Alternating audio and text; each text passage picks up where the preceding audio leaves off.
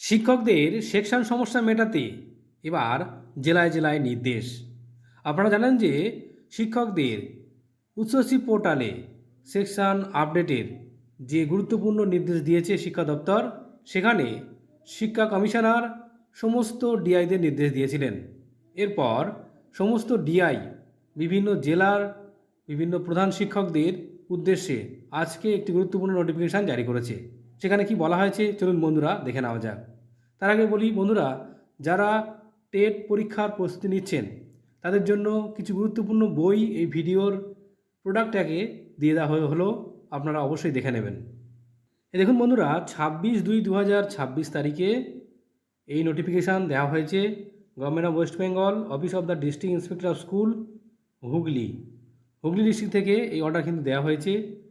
বলা হচ্ছে district inspector of school Hooghly, এখানে সমস্ত দেখুন এডিআই, আরামবাগ, তারপরে Chandannagar, Srirampur, all the HOI of Sadar subdivisions সবাইকে উদ্দেশ্য করে এই চিঠি দেওয়া হয়েছে।